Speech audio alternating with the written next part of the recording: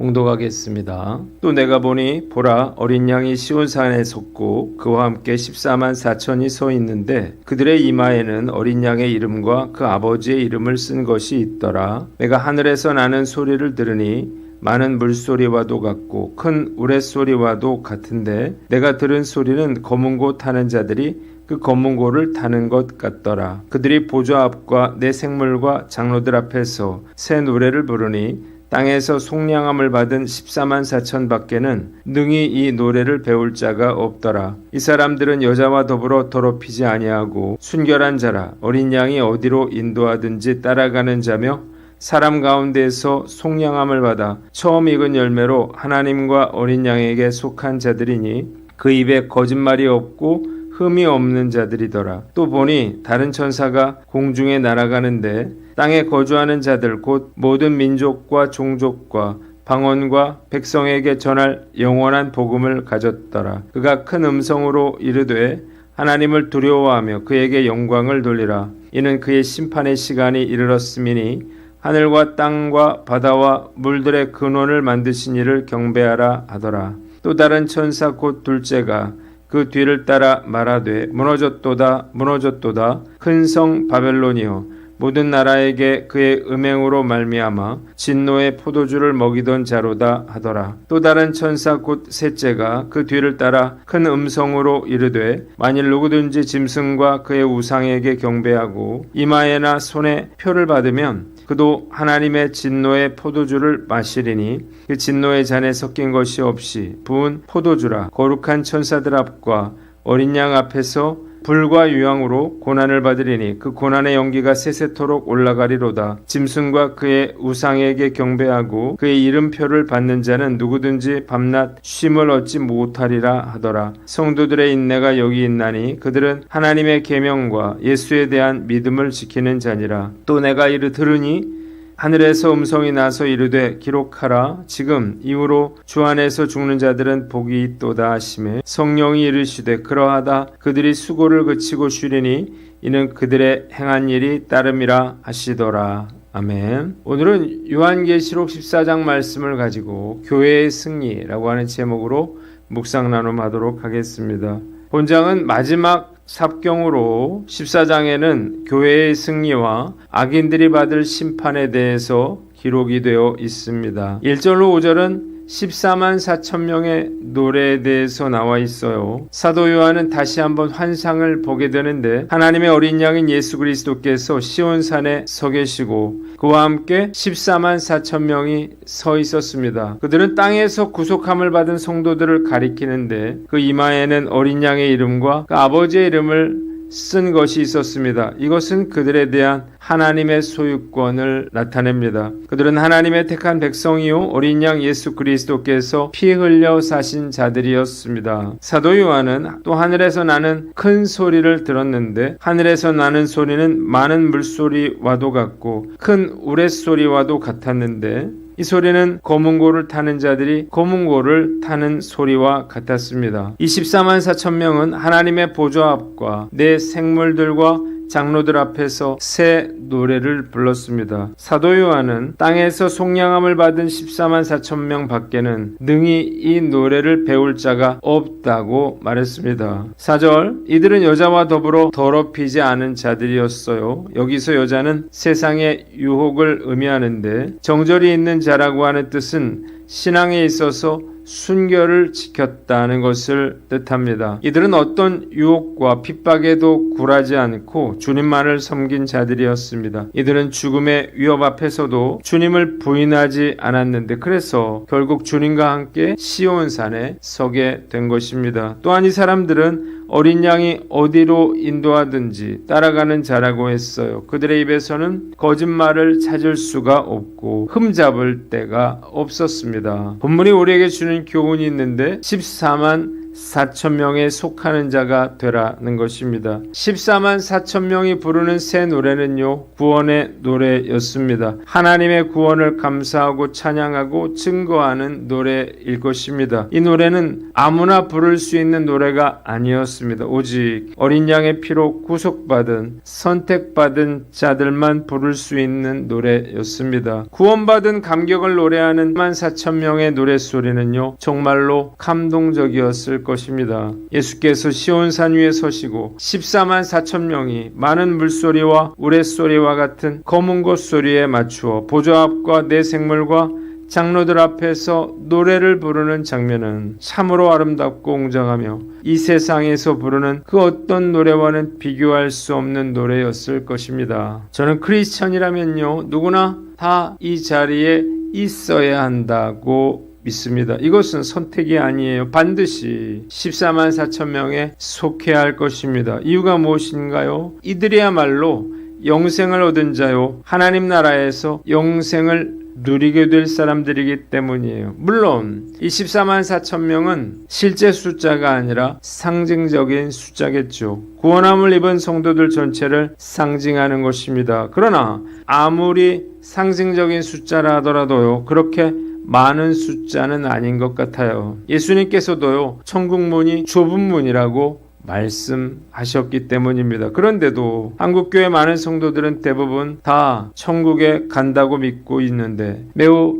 잘못된 생각이 아닐 수 없습니다. 14만 4천 명은요, 특별하게 선별된 사람들이기 때문입니다. 본문은 14만 4천 명에 대해서 다음과 같이 말하고 있습니다. 첫째로 4절에 정절을 지키는 자라는 거예요. 이들은 여자와 더불어 더럽히지 않은 자들이었다고 했는데, 여기서 여자는 세상의 유혹을 의미하기에 정절이 있는 자라고 하는 뜻은요, 신앙에 있어서 순결을 지키는 자였다는 것을 뜻하는 것입니다. 또한 시온산에 14만 4천 명의 성도들은 악한 짐승이 지배하는 세상에서 모든 핍박과 환난과 유혹을 이겨내고 신앙의 정절을 지킨 자들이었습니다. 이들은 죽음의 위협 앞에서도 주님을 부인하지 않았습니다. 그래서 결국 주님과 함께 시온산에 서게 된 것입니다. 14만 4천 명에 속하기 위해서는요, 우리도 세상의 유혹과 맞서 싸우고 주님과 세상의 양다리를 걸치고 살지 않도록 부단히 노력해야 할 것입니다. 두 번째 4절에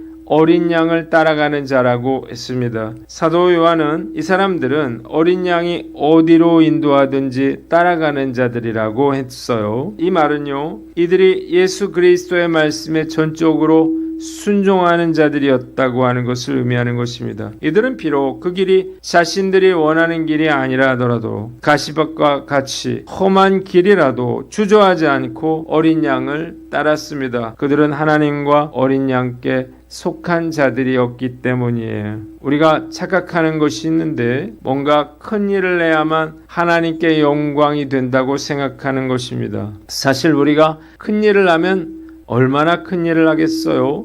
주님께서 우리에게 원하시는 일은요, 우리가 큰 일을 하는 것이 아니라 주의 말씀에 온전히 순종하는 것입니다. 우리가 순종할 때 주님께서 큰 일을 이루시는 것입니다. 그래서 순종이 제사보다 낫다고 말하는 거예요. 지금까지 이름도 없고 빛도 없이 그렇게 살았더라도 상관없습니다. 누가 알아주지 않아도 괜찮아요. 주님만 따라가면 축복과 영생을 누리게 되어 그리스도와 함께 시온산에서 영광의 찬송을 부르게 될 것입니다. 그러나 주님께 순종하며 사는 것은 결코 쉬운 일이 아니죠. 매일 말씀을 묵상하고 적용하며 살려고 노력하지만 내 멋대로 행동할 때가 얼마나 많은지요.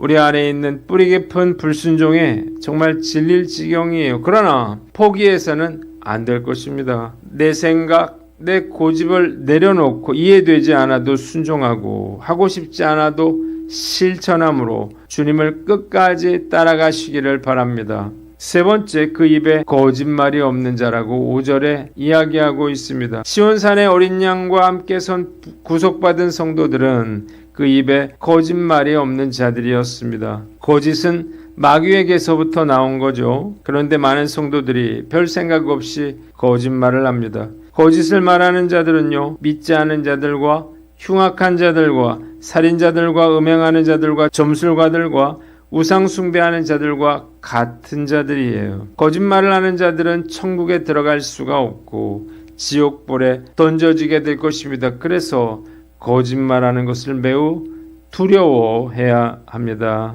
그런데요, 우리도요, 큰 두려움에 빠지거나 큰 손해를 당할 위기에 처하면요, 얼마든지 거짓말을 할 수 있다는 것입니다. 그것은 우리 안에 죄성이 있기 때문이에요. 이런 이야기가 있습니다. 자정까지 귀가해야 하는 한 10대 소년이 새벽 2시에 집에 들어왔습니다. 다행히도 온 식구들이 잠들어 있었는데요. 이 소년이 살금살금 2층 침실로 가는 계단을 올라가는데 계단이 삐걱거리는 바람에 아버지가 깨고 말았습니다. 누구냐? 저예요, 아빠. 지금 몇 시니? 소년이 이야기를 하려는데요. 뻐꾸기 시계가 2번 울렸습니다. 그러자 소년은 그 순간 최고의 기치를 발휘해서요, 뻐꾸기 소리를 10번 더 냈다고 합니다. 우스갯소리지만요, 우리는 실제로 매일 거짓말의 유혹 속에서 살아가고 있습니다. 사업이나 장사를 하면서 상대를 속여요. 직장 상사나 동료들에게 얼마나 많은 변명과 핑계를 대는지요.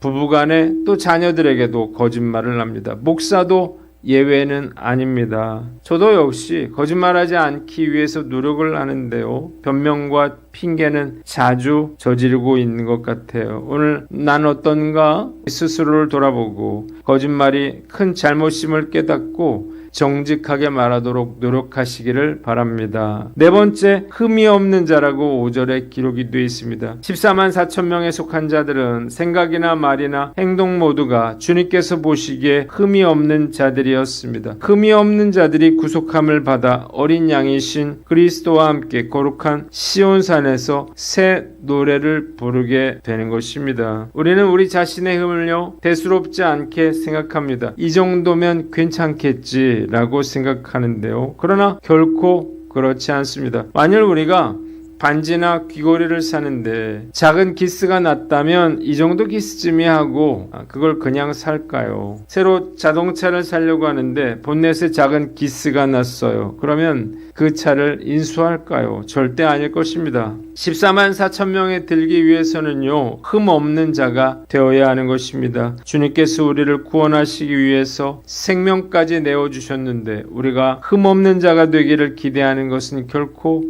지나친 기대는 아닐 것입니다. 때문에 우리는요, 하나님 보실 때에 흠없는 자가 되기 위해서 부단히 노력해야 하는 거예요. 빌립보서 2장 15절에 이는 너희가 흠이 없고 순전하여 어그러지고 거스르는 세대 가운데서 하나님의 흠없는 자녀로 세상에서 그들 가운데 빛들로 나타내며 라고 했습니다. 바울은 우리에게 하나님의 흠없는 자녀로 세상에서 빛들로 나타내라고 말합니다. 우리는 반드시 흠없고 순전한 자가 되어야 하는 것입니다. 이것은 불가능한 일이 아니에요. 왜냐하면 우리 안에 예수의 영이신 성령께서 계시기 때문입니다. 성령 충만하면 흠없는 자가 됩니다. 아니, 흠없는 자가 되어야만 마지막 때에 우리가 예수 그리스도와 함께 거룩한 시온산에서 새 노래를 함께 부를 수가 있는 것입니다. 성령의 불이 꺼지지 않도록 우리 자신을 늘 돌아보고 말씀과 기도로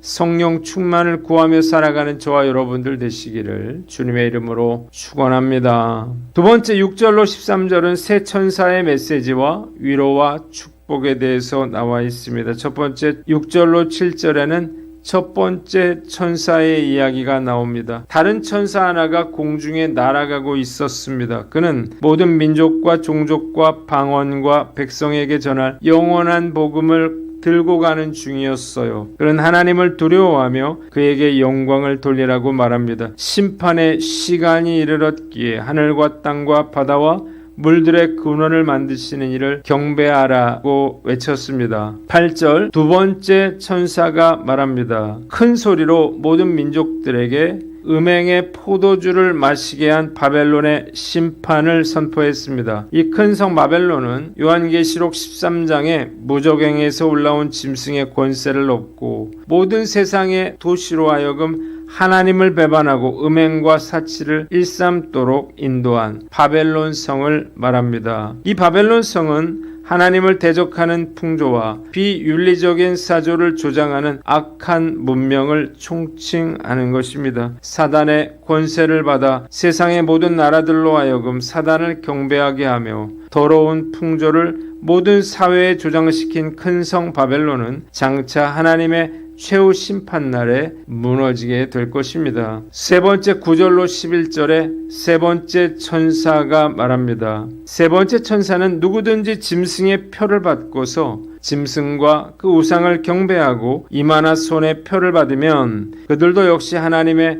진노의 포도주를 마시게 될 거라고 경고합니다. 짐승은 자기 세력을 더욱 확고히 하기 위해서 하나님의 인을 맞지 아니한 자들에게 자기의 인을 오른손이나 이마에 찍게 했습니다. 만일 이들이 짐승과 우상에게 경배하고 이마에나 손에 표를 받으면 그도 역시 하나님의 진노의 포도주를 마시게 될 것이었습니다. 하나님의 진노의 잔에 든 포도주에 섞인 것이 없다고 하는 것은 원래 술의 독함이 그대로 있는 것을 말합니다. 이것은 하나님의 격심한 진노를 의미합니다. 이들은 거룩한 천사들과 어린 양 앞에서 영원토록 불과 유황으로 고통을 받게 될 것입니다. 마지막으로 12절로 13절에는 위로와 축복에 대해서 나옵니다. 적그리스도가 지배하는 세상에서 손해를 감수하고 하나님의 계명과 예수에 대한 믿음을 지키기 위해서는 반드시 인내가 필요합니다. 주 안에서 죽는 자들은 복이 있다고 했어요. 왜냐하면 그들은 모든 수고와 시련에서 벗어나 편히 쉬게 될 것이기 때문입니다. 그들의 선한 행실은 잊혀지지 않고 주님께 영원히 기억될 것입니다. 본문이 우리에게 주는 교훈이 있는데 하나님을 두려워하라는 것입니다. 우리는 마땅히 하나님을 두려워하고 경외할 줄 알아야 합니다. 하나님은 이 세상을 심판하실 분이에요. 뿐만 아니라 하나님은 천지 만물을 창조하신 창조주이시기에 찬양과 영광을 올려드려야만 합니다. 지혜의 근본은 하나님을 경외하는 것이고 하나님을 두려워하지 않는 자야말로 가장 어리석은 자인 것입니다. 그런데 많은 성도들이 하나님을 두려워하지 않는 것처럼 보입니다. 심지어 무시하는 것처럼 보이는데요. 죄 짓는 것을 두려워하지 않고 교만하며 순종하지 않기 때문이에요. 우리가 진짜 하나님을 두려워한다면요, 어떻게 이렇게 행동할 수가 있을까요? 예전에 학창시절에 선생님이 무서우면 숨소리도 크게 내지 못했습니다. 하나님은 사랑의 하나님이시지만 공의의 하나님이시기도 합니다. 하나님은 결코 만홀히 여김을 당하실 분이 아니에요. 우리는 마땅히 하나님을 두려워하고 그를 경배하고 영광을 돌려야만 합니다. 대장암 전문의인 이병욱 원장님이라고 하는 분이 있는데 이분은 전도하는 의사로 유명한 분이죠. 이분이 대학병원에서 일할 때에 하루는 온몸에 문신이 새겨진 환자가 수술실로 들어왔습니다. 인턴이 말했습니다. 선생님, 이분은 특별히 수술을 잘 하셔야 합니다. 왜 그런데 이 사람이 조직폭력배의 부두먹이랍니다. 그러면서 설명하기를 수술하는 부위에 용 문신이 새겨져 있는데 혹 수술을 하다가 용의 머리라도 잘라지면 후환이 있을 테니 특별히 신경을 써서 수술을 잘 해야 한다는 거예요. 그래서 이병옥 교수가요, 대장암 수술보다도 이 용 그림을 맞추는데 정말 심혈을 기울여서 피부를 봉합했다고 합니다. 왜 그런가요? 후환이 두려웠기 때문이죠. 우리 하나님은 결코 만홀히 여김을 당하실 분이 아니십니다. 저 또한 죄 짓는 것을 대수롭지 않게 여기고 겸손할 줄 모르고 불순종하면서도 심각성을 깨닫지 못하고 그래도 하나님이 나를 도와주셔야 하고 보호해 주셔야 한다고 착각할 때가 많았던 것 같습니다. 말이 아니라 행동으로 우리가 하나님을 두려워한다고 하는 사실을 보여주어야 할 것입니다.